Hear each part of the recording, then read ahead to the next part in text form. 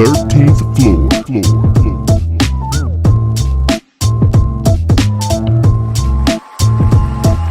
The 13th floor. Welcome, ladies and gentlemen, to the 13th floor, where the furniture isn't the best, but the views are amazing. I will be your host today, Coach K, the DIC. For those of you that don't know, that's the Diversity and Inclusion Coach. We're also here today. I got three of my guys here today. We're missing some of the crew, but let's start with these introductions. Jay Dace, welcome to the building. I appreciate it, man. What's going on? Not much, man. What's going on with you? Another beautiful day in paradise, man. Sunday, fun day. About to get some work done and, make it happen. Nice. This work that you're going to get done, is your shirt going to be on or off? I'm a leader. Well, it might come off a little later. But It might come off a little bit later. That's neither here nor there. Okay. Hey, ladies. Ladies. If you need motivational inspiration on getting those pounds off, you definitely want to connect with Jay Dace. You can find him on Instagram at Jay Dace Inspires. Encourages. Jay Dace encourages. Jay Dace encourages. Right. That's with the S or with the E, sir. That's with the S. That's with the S. Jay Dace encourages. Hey, man, look, I'm trying to give you some shine, man. Definitely check out the man's Insta stories.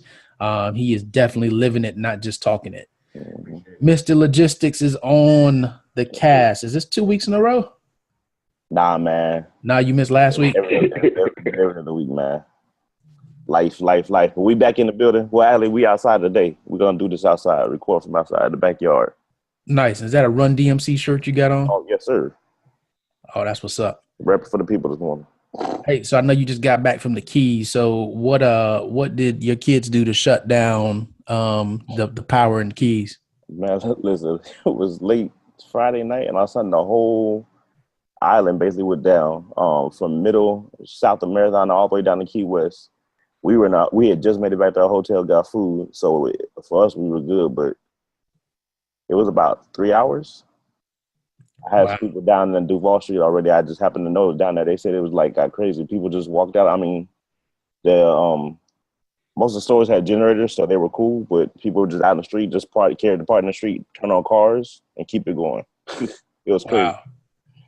Yeah, you got to figure they're probably used to that, man. As many times as they have near misses with hurricanes and stuff, it doesn't take much for their power to get knocked out. So yeah, nice. Man. Glad you guys were safe. Yes, sir. DJ Barry B. Fresh in transition, but still on the show. Welcome. Yes, I'm back. I missed my first show. My heart hurts. I cried last week. The streak is broken. But we back. Exactly. The streak is broken. Longest running streak on the show. But I'm excited to break it again. So we here, we live, we ready. Like you said, in transition, but still fresh evaded. Let's get it. And where are you at, man? I see you got palm trees and stuff behind you, man. It looks like you might be in Cuba or something. Where you at? I'm in somewhere exotic with no mosquitoes, almost like the Poconos with no O's. You feel me? Wow. So is it the Poconos? Just drop the O's. Make a cereal, man. Poconos with no O's. No O's. That's the new cereal coming out soon. Awesome. Hey, ladies and gentlemen, as you just heard Fresh say that this last week's episode was the first one that he's missed. And I don't want you all to think we only got 10 episodes out. This is number 80 that you are listening to. So this man made 78 straight podcasts without missing. And now he's back. But for those of you that don't have the listening streak, you can go back and you can find our podcast on YouTube, Vimeo, Spotify, iTunes, Google Play, SoundCloud, Facebook, IG. If you're looking for us on Facebook and IG, you need to look for us at 13th Floor, please. Everything else, you can find us on the 13th Floor.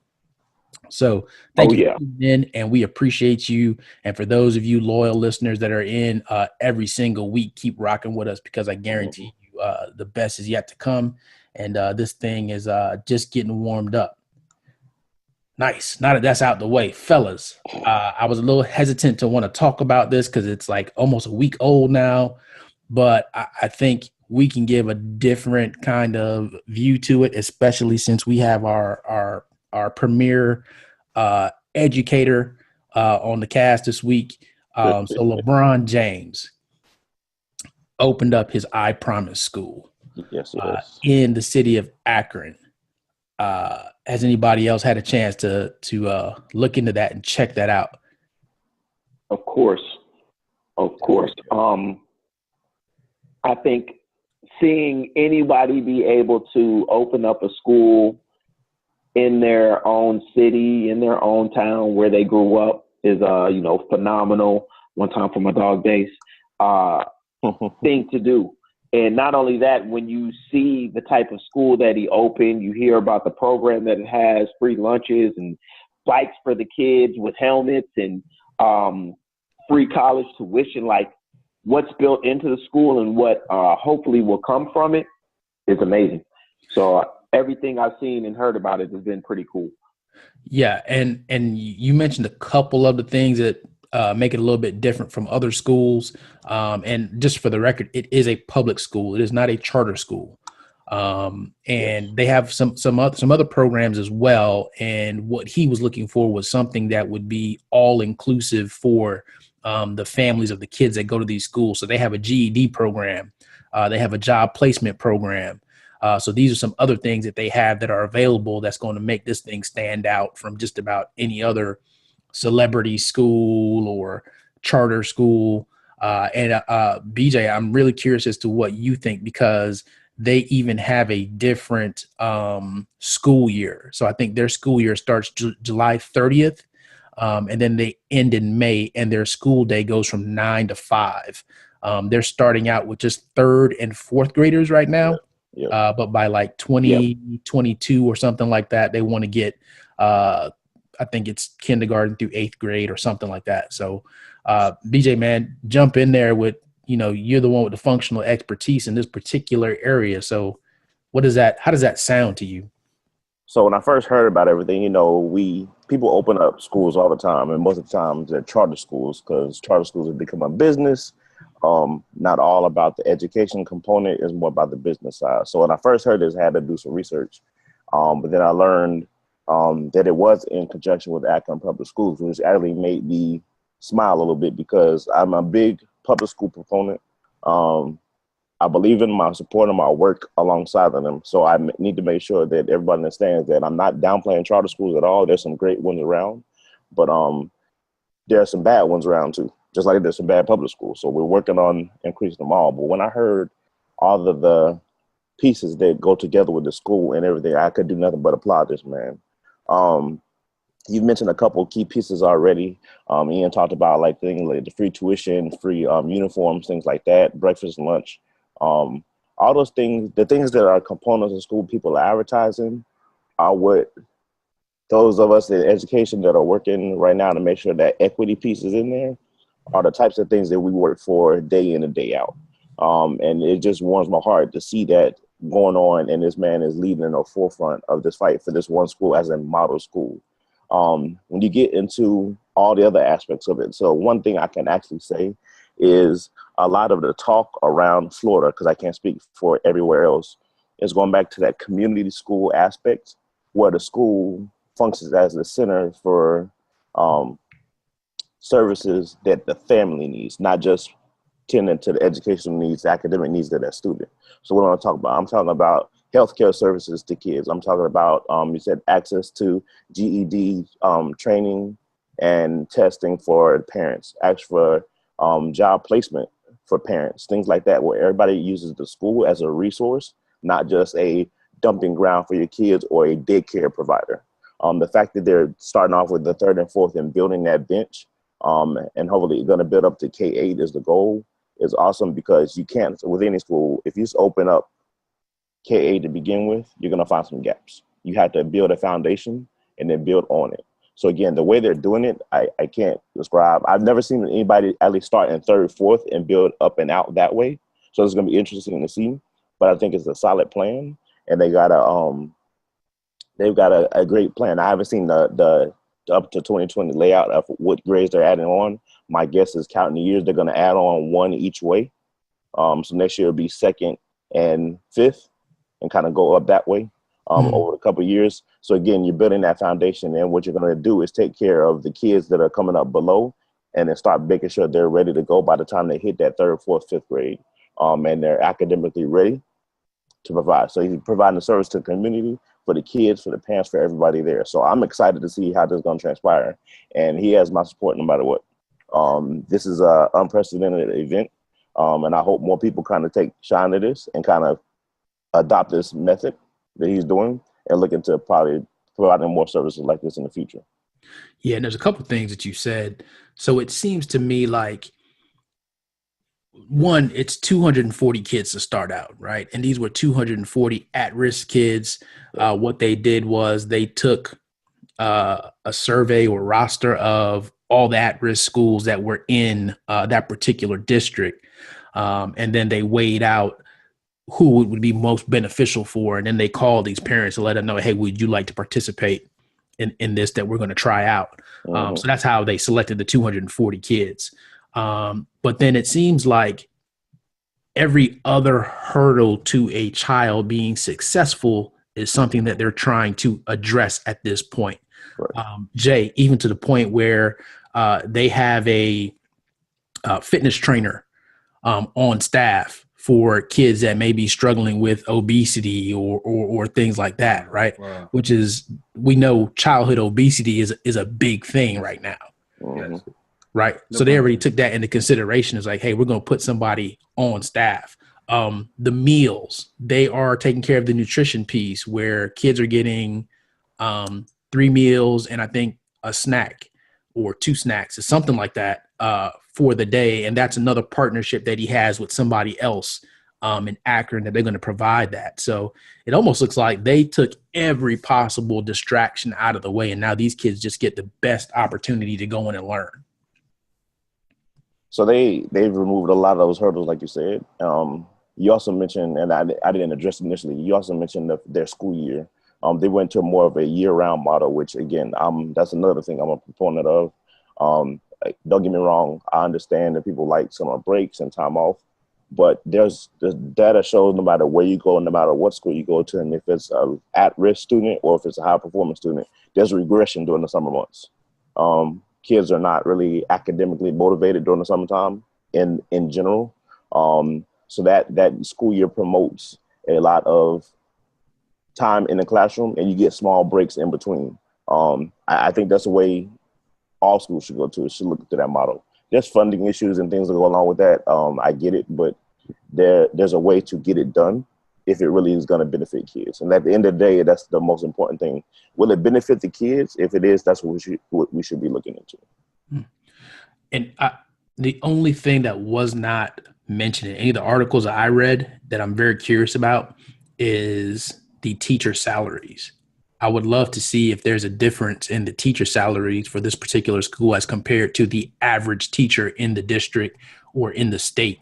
That would be something that would be question. Interesting. Well, that's actually a really good question. If they're a public school, there depends on your union. I'll start there first. It depends on that union with Akron Public Schools. There's ways where they can have a set salary because that way it's beneficial. It probably had to be open to everybody to apply. They can have weed out factors as far as who gets selected or not. But there could be incentives on top of that. So the salary could not be that more off than most other public school educators, unless their union is very super teacher friendly and friendly with the district and these ideas. But on an off chance is not, there's other ways to do incentives and make sure that they're compensated right. Because if you break down a teacher salary, a normal teacher salary who goes to work in a couple weeks, let's say mid-August, and is done in the end of May, beginning of June, really people don't understand. People say teachers collect checks year round and do this. Teachers are paid on a 10-month chunk. So their salary is only calculated for 10 months. If they get paid year round, it's because they're taking less during the year to expand that during the summertime. They're not earning a check during the summertime. So they're either shorting themselves during the year to get a check all summer, or they're just taking all their money at once. And most teachers, even if they're shorting their check, they're still working other jobs, supplementing somehow. Now, the piece with the 12-month calendar, and when I say there's ways to do it, there's financial challenges. I'm sorry for the minute picking up on the mic. It just picked up right now. The challenge to go year round is now you have to pay teachers on a 12-month calendar. So that's the extra 2 months of salary you have to figure into. And that's one of the biggest issues with everybody going that route. But I'm pretty sure there's incentives in there and the 9 to 5. If they're starting if the kids are there 9 to 5, the teachers are probably there 45 minutes an hour earlier and 45 minutes an hour later, half hour minimum each way. So you're talking a good 8, 9, 10-hour day. And if you look at the traditional school, the time they're supposed to be there to the time they're actually supposed to leave is roughly 8.5 to 9 hours. So, and that's not including taking work home, right? Well, yeah, I'm talking on the clock. Okay. If you're really into your thing, you don't work.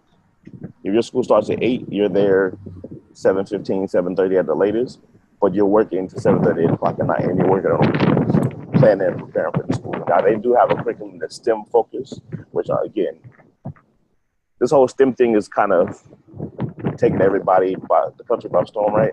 I'm a proponent of it, but at the same time, it's like people are not doing it right. So as long as the curriculum supports the hand-on problem-solving piece, that's what everybody should be going to. Now, I think what I read is that their STEM portion is is during vacation time, that they're going to have STEM program available, STEM curriculum available for the kids if they want to take advantage of it. So it's, awesome. It's pretty interesting, man. And I think there is a chunk of the money that he has invested that is going towards the teacher salary. So that's probably where he has picked up he's supplementing whatever Akron schools. So, man, it just sounds like it's awesome. And look, he's not the first one he's probably the first one to do a public school, but Jalen Rose has a school that he has.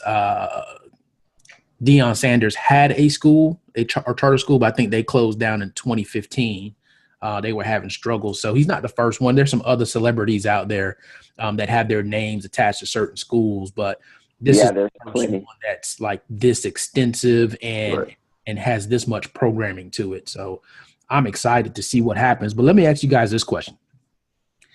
Do you all think that this is what's needed in our communities to break the cycle and end up having better contributors or more prepared contributors out of our communities?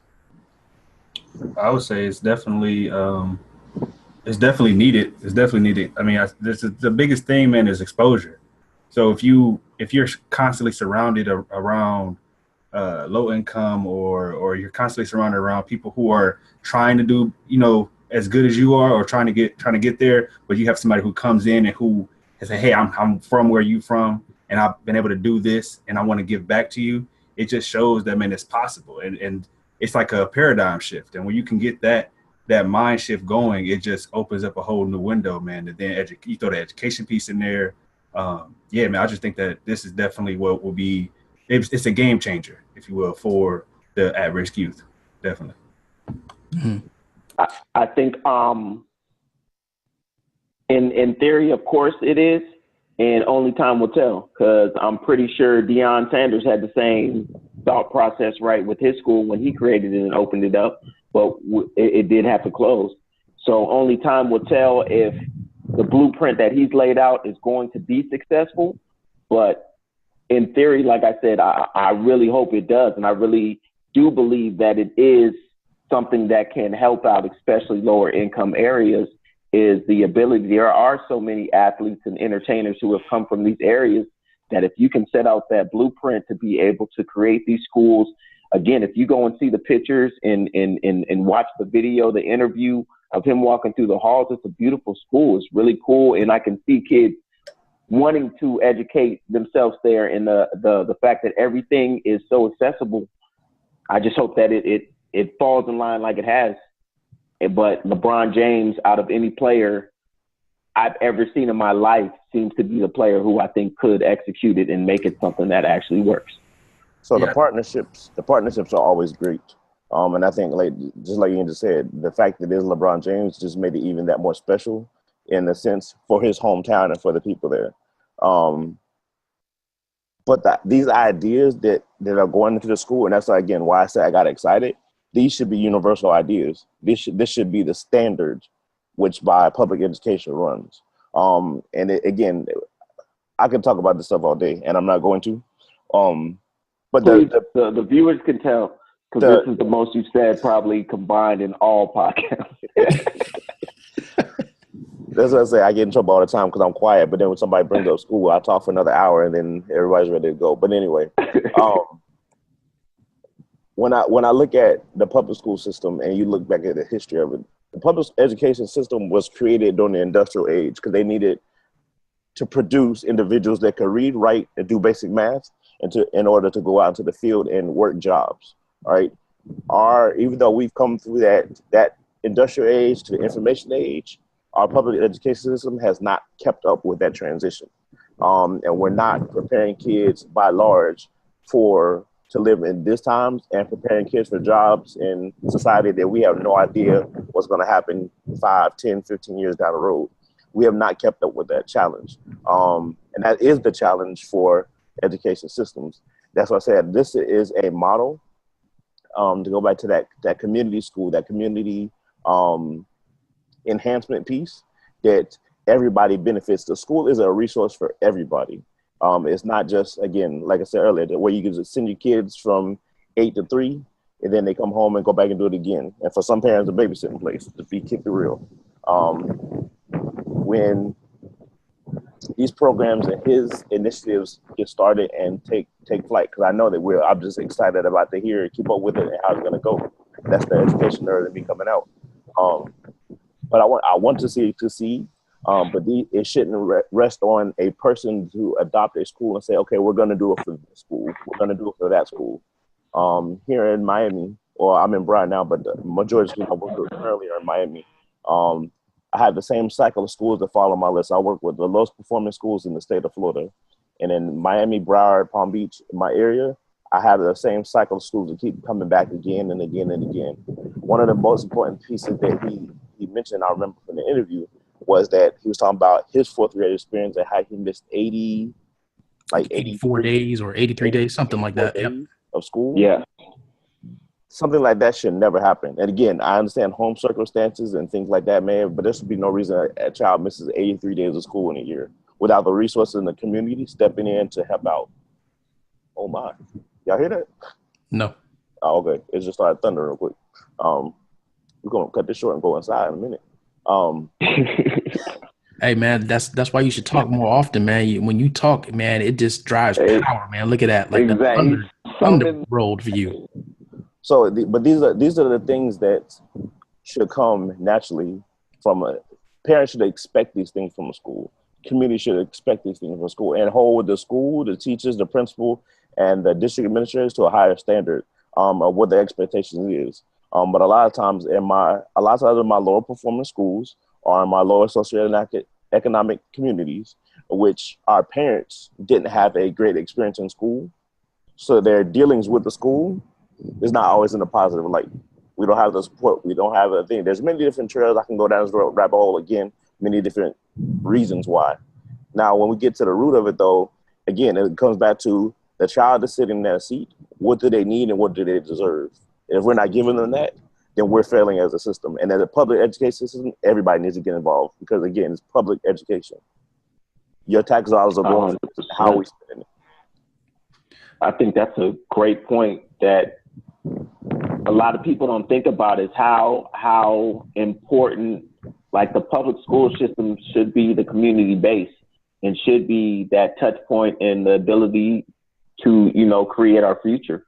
And so it's just very awesome you brought up that point.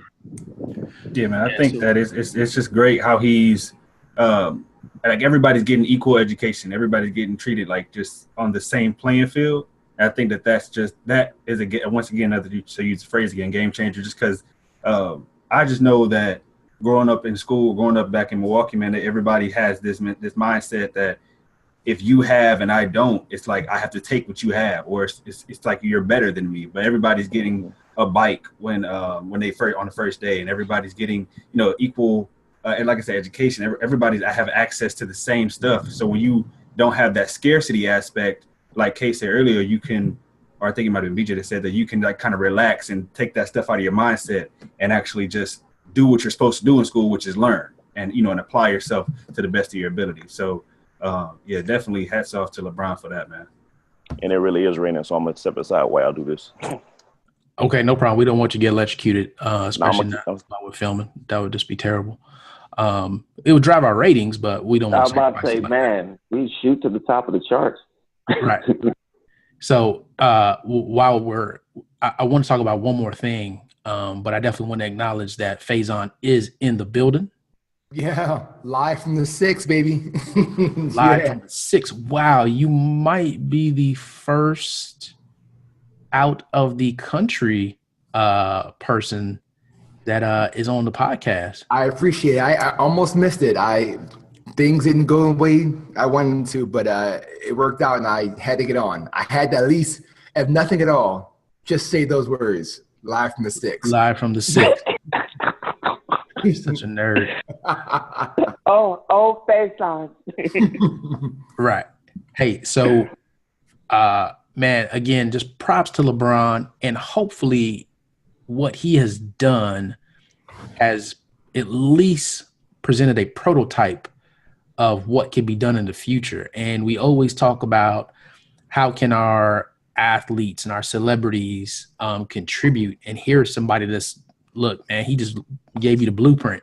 How can you contribute? So, but I don't want it to stop there. I think just as citizens of this country, there are people that have money and you don't know what to do with it, and you need that tax write-off. And you have friends that you can go get with that also have money.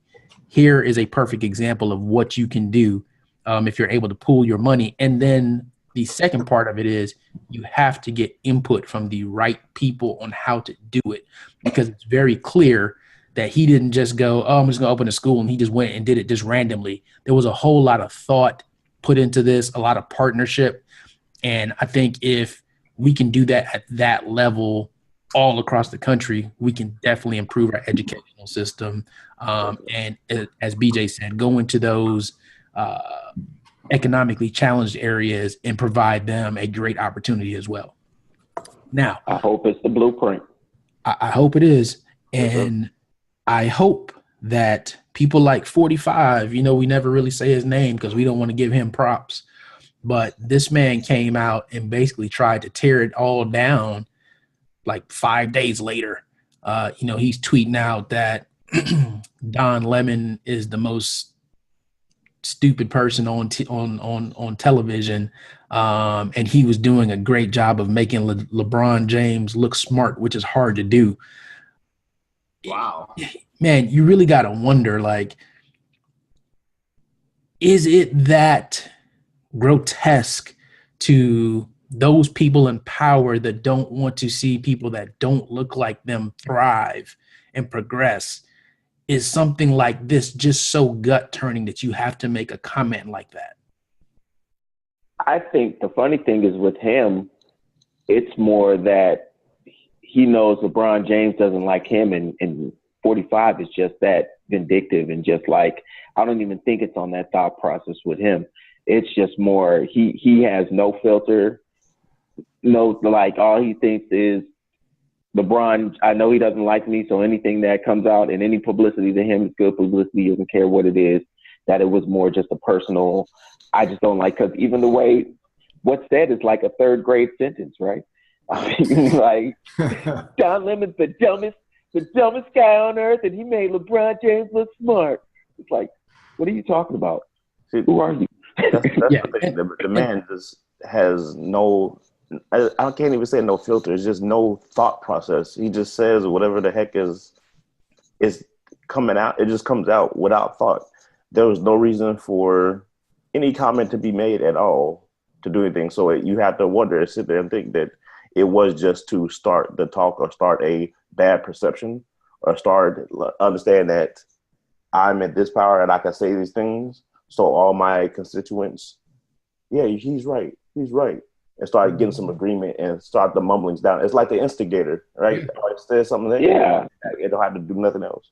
That's exactly what 45 is. He just wants to be part of the conversation. And if he's getting, somebody else is getting some type of shine, especially somebody that he doesn't like, he doesn't care. He wants to figure out any type of way to take it back. If anything should have been said, what his wife said should have been his wife what was said, right?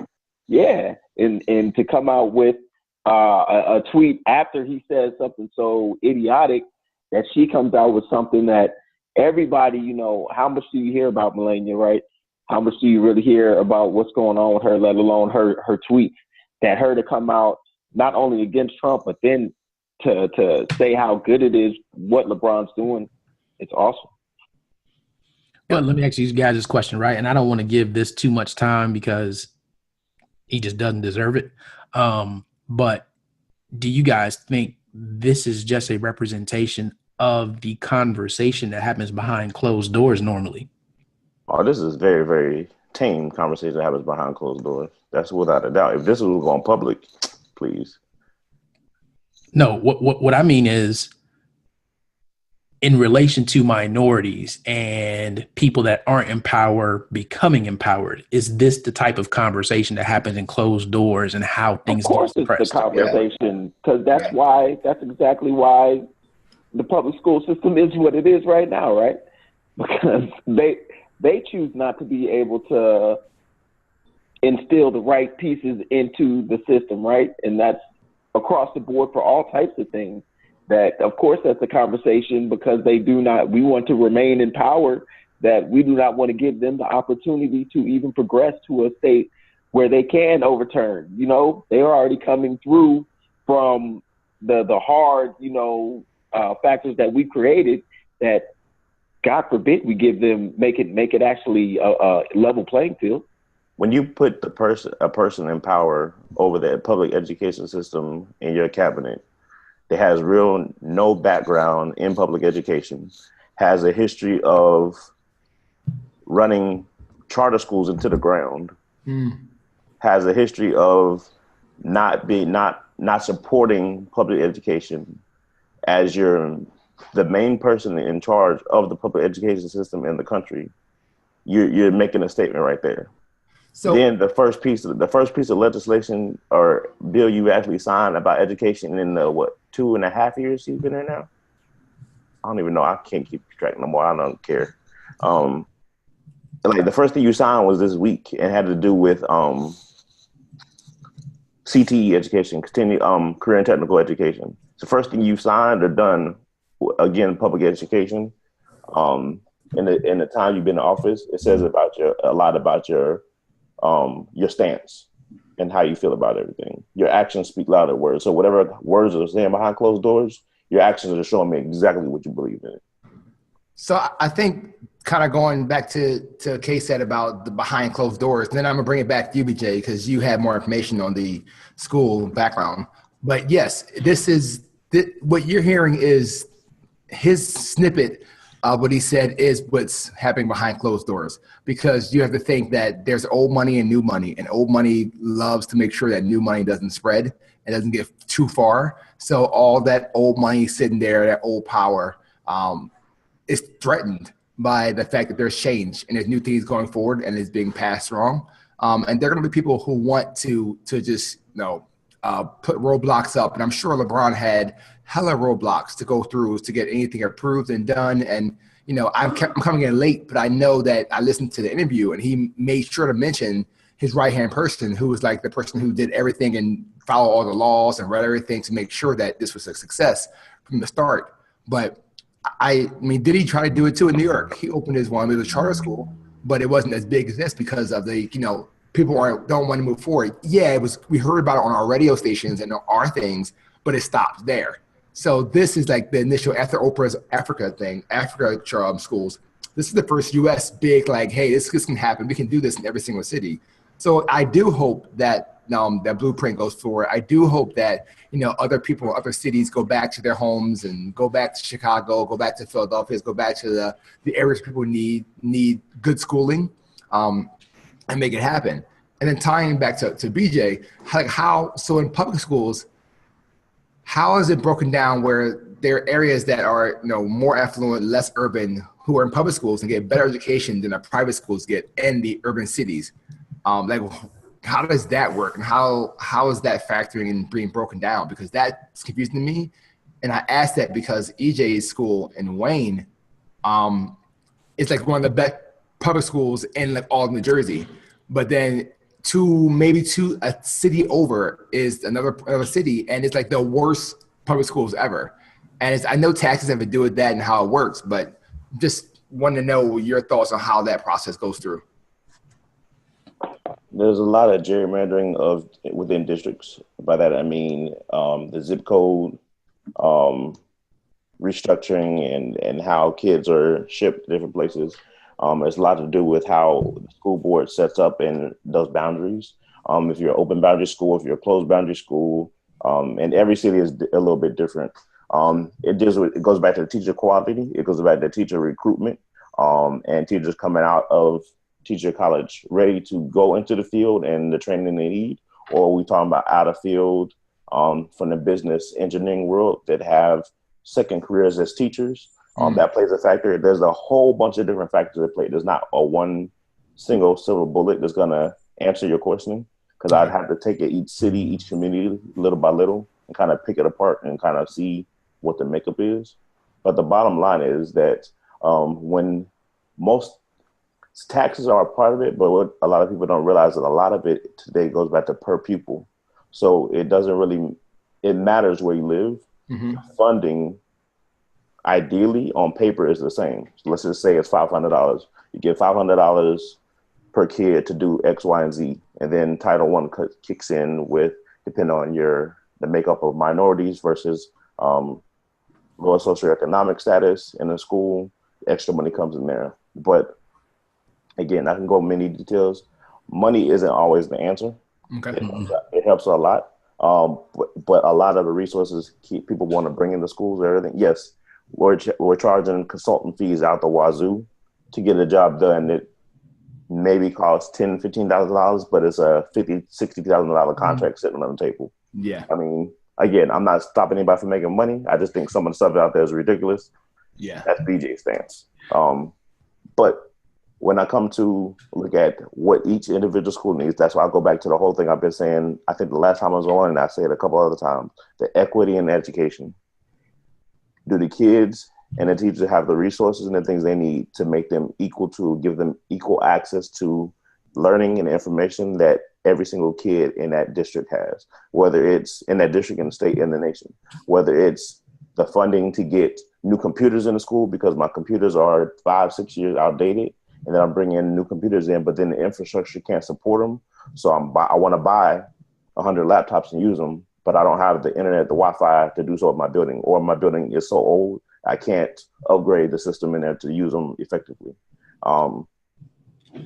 Again, we can have a whole nother show on all these topics. So if I were to say, like, to end this off and give parents 2 action things they can do right now to go back to their schools to avoid them leaving their public schools, going to private school, what could parents do to change? 2 action points they can take right now before school starts. We're technically school starting soon. So my first thing is already started in some places. Some places already started. Yeah, and tomorrow. And that's a shame. That is horrible. I feel bad.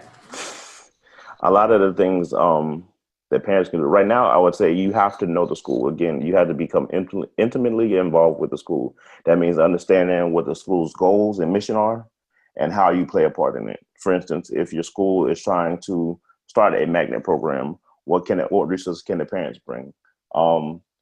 What resources does the school have already in place that supports parents? And again, these are things they can do to benefit themselves, but how they can support their students, how anybody can support their students. As a community member in a public school, you have the right to understand what's going on in the school. You can walk up to the school and ask them for the school improvement plan, because every school needs to write something similar. They may call it different things in different places. Here in Florida, we call it a school improvement plan. Everybody has to have one. Basically, is even if I'm in A school, what is my goal? What is my step? What am I working on now to improve my school this year? And you can see their blueprint for the year and then how you fit in. If you're a business owner and you can contribute resources, you can contribute time to come in and help tutor, help mentor. That's one thing. If you're a stay-at-home mom or a stay-at-home dad nowadays, it doesn't even matter. And you have a couple of hours that you can go get involved, not just the PTA, get involved with the instructional team. They call it different things every single school, every state, every district you go into. To get involved with the instructional team and talk about the curriculum that's going on, talk about testing, talk about all these different things, get informed of what's going on. That's my best advice.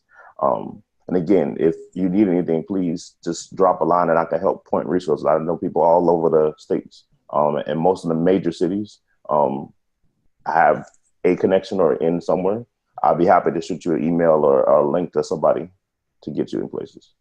Right. And then the other thing would be for those of you who have the opportunity to vote for your publicly elected school officials, you need to pay attention to that and don't go into that blindly and just select people. Because here's the thing. So especially for our communities, what happened to us is that when we desegregated communities and schools, we lost the ability to put our best and our brightest to be in charge of our kids. So now it's really a roll of the dice. As BJ said, there's not a whole lot of difference with the money per se, but the people who are choosing what to do with that money and how to use it, that's where it becomes an issue, and it's a gamble at that point. And that's why we have these school ratings that don't be fooled by these school ratings. You need to go get involved. You need to go visit. You need to go ask questions. You need to understand what it is that you're putting your child into. Make them talk to you. That's what they're there for. They're, as a public school employee, you're a servant of the community. No matter how they try to treat you or act like you should be there, you have a right to be there. Now, there's certain times, certain things you got to do it the right way, but you have a right to know what's going on in that public school, in your community or your child's school. Awesome. Nice. Awesome segment, fellas. If we could transition over to Art's Corner. Yeah, for the people, Art. Yes, I'm glad I made it, man. This is awesome. So I was listening and I'm out here at Caravana, with the family doing things and just listening to a lot of young professionals and I mean they're partying like crazy, but when the partying stops and the alcohol wears off, you hear them talk like business, and it's just kind of cool to hear the young people talk about negotiation and the power of timing. So a lot of these young guys, 20, 24, 25, 26, they're doing job hopping. So they're changing from job one to job B to job C as they progress their careers. Us as the old timers, I say old timers, but you go into your job, you stay in your job, you find it, and you just ride those jobs to the top. That's not the way it works now. So the power of negotiation, meaning the accepting offer you may get, don't be shy or be afraid that you can't get anything better. If someone comes to you with a number, 100,000, and you think, oh no, I'm better than that, don't accept it because it's what you think that it is. Go higher. Go counter offer back because there's always a number in between you can work with. So don't shoot yourself, male, female, black, white, it doesn't matter what it is. Don't shoot yourself short by accepting what you get the first time. The game of business is negotiation. And if you need help with that, talk to people around you. Talk to the people who are in higher levels. Talk to executives, get mentors, and ask those questions because you can lose a lot of money in the background by not properly negotiating your salary in the long term. And this is 3-4 jumps. You could have been, super high, but you decided to take 100,000 when you could have actually been making 130. But you thought, oh, this is great. I came from 60 to 100,000. I'm happy now. That doesn't mean that's where you should stop at. So negotiation is a powerful tool. And if you're not sure, you can always tell them, can I call you back tomorrow with an answer? That's the way business works. Don't be a Maybach with Honda compensation. Yes. Fresh in biz. What's happening, y'all? Number one entrepreneur ninja in the building, somewhere tropical. Man, this week we're going to talk about getting out your comfort zone. It is a necessity for you as an entrepreneur to understand sometimes there are going to be things that make you uncomfortable, but those things are some of the things that are the largest necessity to you accomplishing your success. So strategically do it, but make sure to get out of your comfort zone and so that it can help you level up and be able to push yourself, to that next level of your entrepreneurial success. So level up, push yourself. Let's get it. Fresh of the week. Nice. Short and sweet. And since we got him, we never know which Sunday he's going to be here, and he's not. Jay's here. Jay, what is your fit tip of the week? Yo, man, if you're trying to lose weight, a good way to do that is to drink water right before you eat. Actually, about 30 minutes before you eat. And when I say water specifically, I would say I think the study was 500 milliliters or 16.9 ounces of water. It was a study where one group of individuals actually drank water 30 minutes before they ate, and there was actually a group who did not drink water 30 minutes before they ate, and the water group actually lost. I think it was 10 to 15% more weight than the other group, and they were both on calorie restricted diets. But definitely, man, incorporate water smarter into your day and drink it about 30 minutes before you eat. It'll help lower your ghrelin hormone, which is your hunger hormone, and raise your leptin hormone. So what was the name of that hormone, Jay? Ghrelin. Ghrelin? Ghrelin. Grehlin. Ladies and gentlemen, look, I'm telling you, the man is not just talking about it. He's living it. And as you can tell, he's doing the research on it. I mean, who knew about the whatever that hormone is? It starts with a G. Hey, as the Migos say, walk it like I talk it. Walk it like I talk it. No doubt, man. I definitely appreciate that tip, Jay. And ladies and gentlemen, look, I think this has been such a powerful episode. We don't even need a closing note. But what I will say is this: don't be afraid to be that first person. Don't be afraid to be that person that sets the prototype for the future. And there are many of you out there sitting there with a prototype in your head right now, and you're just worried about what the public opinion is going to be. What are people going to say? Is anybody going to support this? Don't worry about that. As the movie says, if you build it, they will come. That's our show this week. Dropped the mic. Right? That's our show this week. We thank you for coming out and supporting on the 13th floor, where the furniture isn't always the best, but the views are amazing. Miss you, Bricks. Don't believe the hype. The 13th floor. 80.